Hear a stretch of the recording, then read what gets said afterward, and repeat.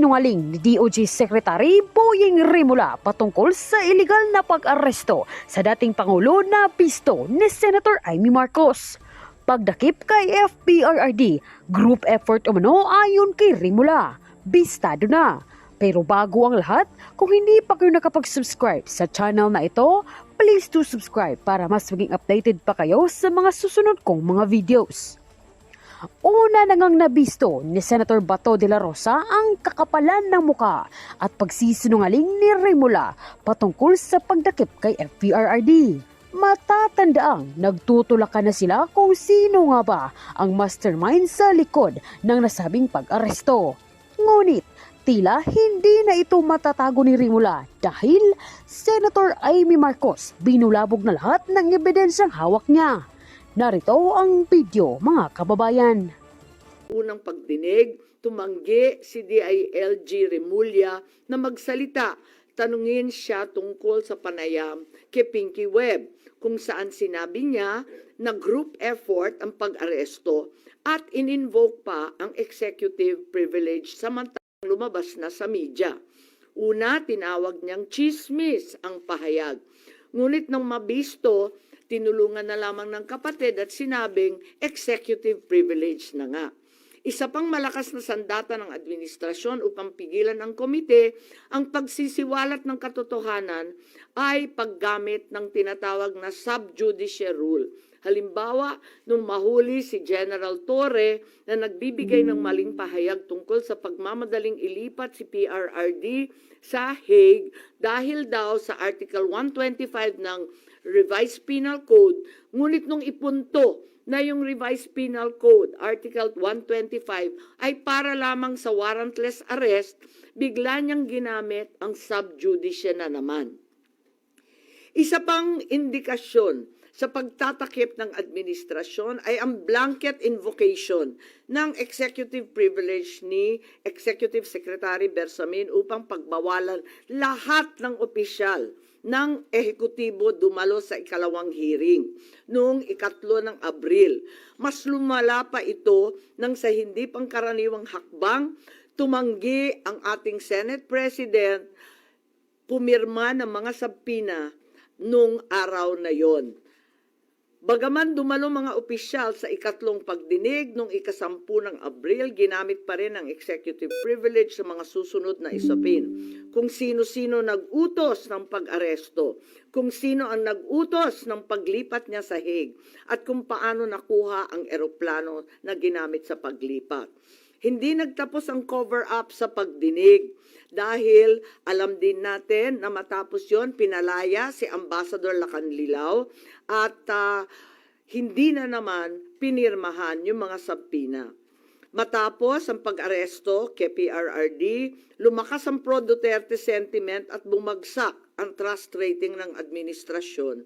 Ayon sa isang mapagkakatiwalaang source, naglunsad na ngayon ang administrasyon ng isang communication plan upang ilihis ang atensyon ng publiko patungo sa mga issue ng West Philippine Sea at di umanong disinformation ng mga tinatawag na China trolls ng kanilang embassy. Kaya asahan natin na ito ang magiging balita sa mga susunod na araw.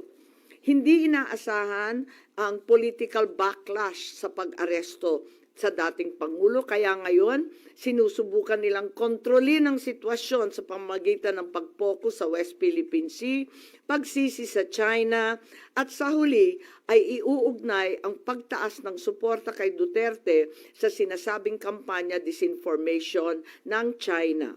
So una, may duda tayo na politically motivated. Ikalawa, whole of government ang nagamit dito na talaga naman comprehensive itong planong ito. At ikatlo, ang mga posibleng managutan ng criminal and administrative charges. At iminumungkahi namin na imbestigahan ng Office of the Ombudsman ang mga sumusunod. Una, si DOJ Secretary Remulla Boying maaring managot sa violation of RA 3019, Anti-Graft and Corrupt Practices for sanctioning an invalid administrative arrest against the former president in contravention of the ruling of the Supreme Court in the 2023 case of Immigration versus Juan Wenle. Maliwanag na napakadaming kondisyon, kwalifikasyon at requirement na isinaad ng ating Korte Suprema doon. Ikalawa, usurpation ng DOJ ng judicial functions. Kahit hindi sila korte, naghahatol sila na halos sila ang naging husgado. Ikatlo, grave misconduct and conduct prejudicial to the best interest of public service. Ikalawa, baka managot din si General Romel Francisco D. Marbil, ang Chief PNP, sa arbitrary detention, Article 124 ng Revised Penal Code. Violation of RA 3019, anti-graft and corrupt practices for inducing or persuading General Torre to perform an act in violation of laws, rules, and regulations or an offense in connection with the official duties of the latter. Grave misconduct and conduct prejudicial to the best interest of public service. Andito rin sa mga nakalista at ayon din sa payo ni dating Supreme Court Justice na nagpayo sa atin na malahil si SILG Secretary John Vic Remulla ay maakusahan din ng arbitrary detention katulad nung iba. Violation of 31.9 for inducing General Torre and Marbil to perform an act in violation of the Constitution and our laws. Ikatlo, grave misconduct and conduct prejudicial to the best interest of public service. Ang ikaapat na maaring patawan din ng kaso ay si General Nicolas Torre III. Maaring managot sa arbitrary detention. 2 counts of arbitrary detention, not only against the former president, but also against former Executive Secretary Medialdea. Ikalawa, violation of RA 7439 for not allowing the former president to be visited by VP Sara, both his daughter and his named counsel, and for forcing the former president's lawyers to leave him. Also, the violation of 3019 for allowing himself to be induced or persuaded by General Marbil or SILG Remulla to perform an act in violation of law, rules, and regulations in connection with his official functions. Grave misconduct and conduct prejudicial to the best interest of public service ay maaari ring ipataw laban kay General Torre. Ikalima, Ambassador Marcos V. Lacanilao. Maaring managot sa usurpation of official functions, Article 177 of the Revised Penal Code, pagsisinungaling sa ibang kaso at perjury sa ilalim ng Article 183 of the Revised Penal Code, false testimony in other cases, and perjury in solemn affirmation under Article 183 of the Revised Penal Code, at conduct prejudicial to the best interest of the service. So ito ang further findings namin. Hindi ko masara yung investigasyon kasi marami pa ring mga issue katulad ng sinong tumulong sa ICC, yung tungkol sa eroplano na nanatiling bukas at masalimuot. So, nais kong ipakita ang isang video na nagawa na ganito rin ang pahayag. Simulan po natin ang video na maaring mapanood ng ating mga kaibigan. Enero 28, 2024, sa first Maisog Rally sa Davao, nagliyab ang balita at social media. Matapang, walang preno. Mr. President, baka susunod ka sa dinaanan ng tatay mo. Diyan ako takot. Ayaw ko mangyari sa iyo yan. Nagbato ng maaanghang na salita si dating Pangulong Rodrigo Duterte laban kay Pangulong Marcos tungkol sa di umano'y paggamit ng droga at ang kontrobersyal na People's Initiative. Sino man magsabi na walang paki ang Senado sa usaping ito, isa lang ang masasabi ko, walang gamot sa kakapalan ng mukha mo. Sa Senado, sa kapareho at sumunod pang mga buwan, si Senator Amy ang nanguna. Pakialam sa PR, wala tayong pakialam sa PR, wala tayong pakialam nakikialam sa PI. Siya ang unang nagtawag ng pansin. Siya ang unang nagtanong, para kanino ba talaga ang PI na yan? Marso 2024, sa kabila ng bangayan sa harap ng sambayanan, narinig natin si Pangulong Marcos. Matatag, matapang, The International Criminal Court has no jurisdiction over the Philippines as we remain to have a working judicial system and law enforcement mechanisms. walang jurisdiksyon ang ICC sa Pilipinas. Sa sabon, nagpagpag siya ng balahibo. Ang hindi natin alam, paghupa ng alikabok ay nagsimula ng ilatag ang plano para muling sumagi sa ICC. Kaya pagtungtong ng Mayo, tahimik ngunit mabilis ang galaw. Isinumite ng DOJ ang legal brief para sa posibleng pag-aresto kay FPRRD. Isang pagtataksil na walang nakapansin. Hunyo, pumutok ang balita. Nagbitaw si VP Sara bilang DepEd Secretary. Tendered my resignation as the Secretary of Education effective July 19, 2024. Isang babae ng tapang ngunit walang nagawa dahil sa likod ang tama. Agosto, isinagawa ang unang Quadcom hearing laban kay FPRRD habang inuusig ng COA ang confidential funds ni VP. Ang hindi natin alam, sa gitna ng lahat ng ito, itinalaga na ni PBBM si Marcos Lacanilao bilang Special Envoy ng Transnational Crimes na siyang magsusuko kay FPRRD. At maluwag na rin pinapasok ng bansa ang mga tiga-ICC noong Oktubre. Walang bahid ng pagtutol, walang balak na ipagtanggol ang kapwa Pilipino. Nobyembre, nag-iba na ang ihip ng hangin. Matatag, matapang, walang bahid ng pag-aalinlangan. Narinig muli natin si Pangulong Marcos, ngunit iba na ang sinabi. If yun ang gugustuhin ni PRRD, hindi naman kami haharang dun sa mga ICC. Para tabunan ang galawan, pinaingay ang impeachment complaints laban kay VP Sara.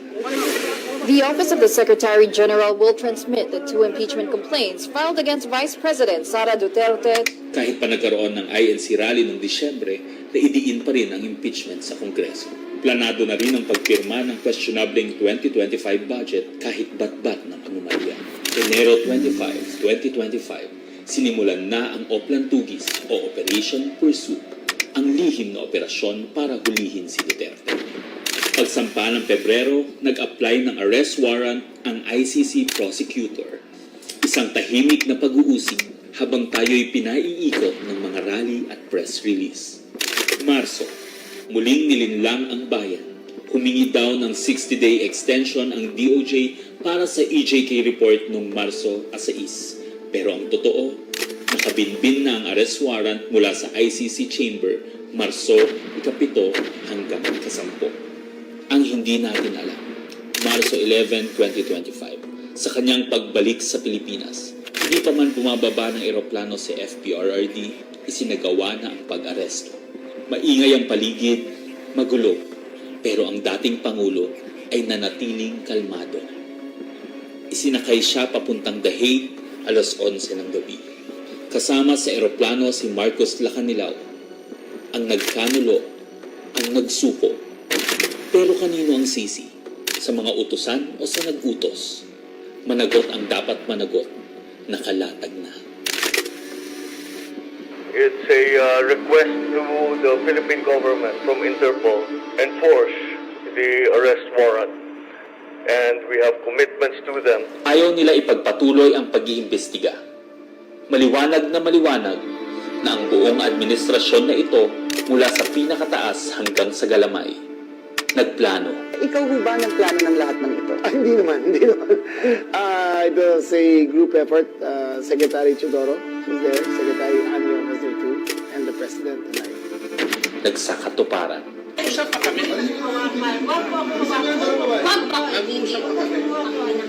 Kayo mga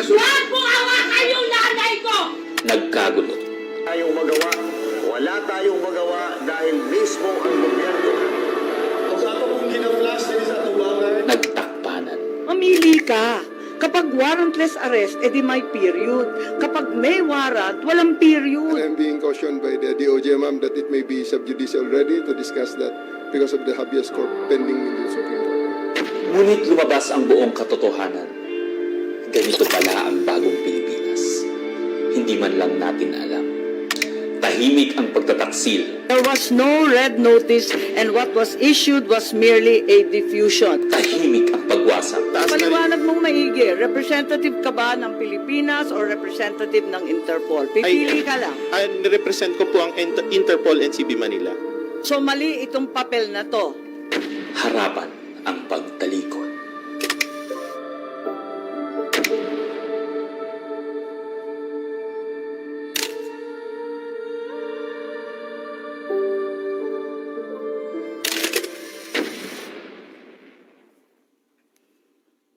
Okay, so that's where we are so far.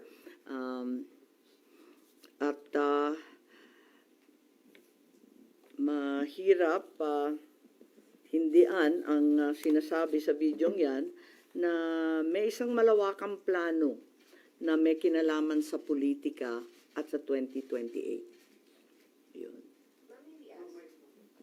Hello. Po. Ma'am, how's your relationship with the President? Nakapag-usap na po kayo? No, I haven't seen him in ages. I'm sure he's not happy about what's happening. I'm certainly miserable about these developments.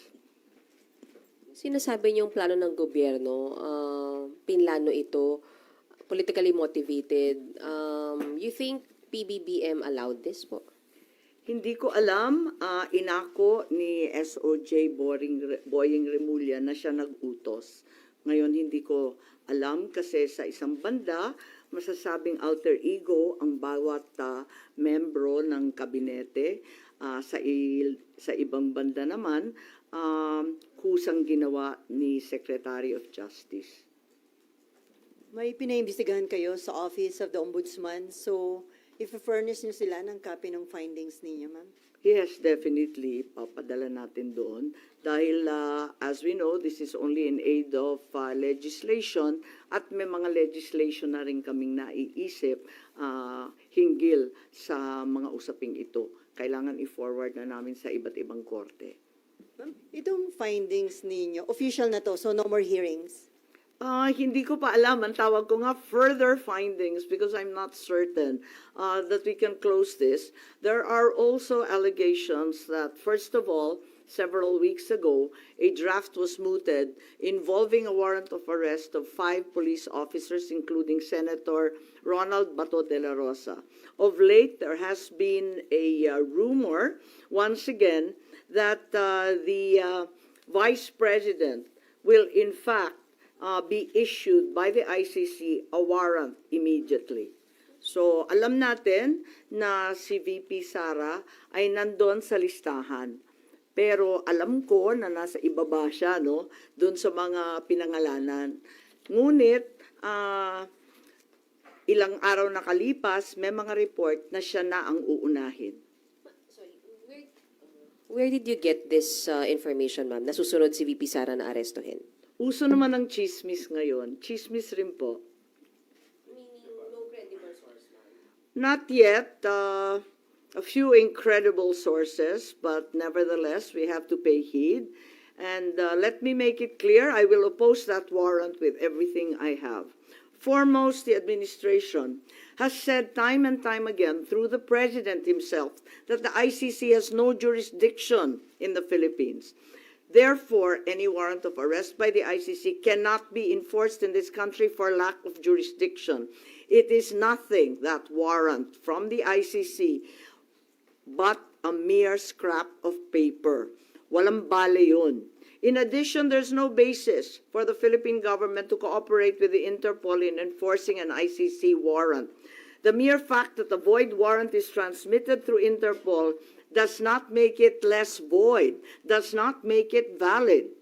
At ikatlo, as the hearings have established, the circumstances surrounding the investigations of the ICC in this country, the incidents leading to the issuance of these ICC warrants, and the enforcement of such warrants are politically motivated and really are in violation of Article 3 of the Constitution of the Interpol itself, which prohibits the Interpol from participating in any intervention or activity of a political character. Ma'am, sabi niyo, you will do everything para harangin sakaling magkaroon na rin ng arrest warrant laban kay VP Sara. Ano Well, bang mga action ang gagawin niyo? Wala tayong balak na isuko ang soberanya ng Pilipinas at ibaliwala ang ating husgado. So hindi baka maireklamo kayo ng obstruction of justice just in case? Hindi ko po alam. So ano mga action ang gagawin niyo, ma'am, para harangin sakali? Iniisip pa kung anong kailangan gawin dahil tulad nga ng sinabi ko, haka-haka pa lamang ito. Ngunit sa nakita natin sa mga nakaraang 2 taon, itong mga haka-haka, duda, suspetsa, madalas nagiging totoo. So may mga preparation na rin si VP Sara dyan sa chismis na natanggap niyo, ma'am? Marahil po.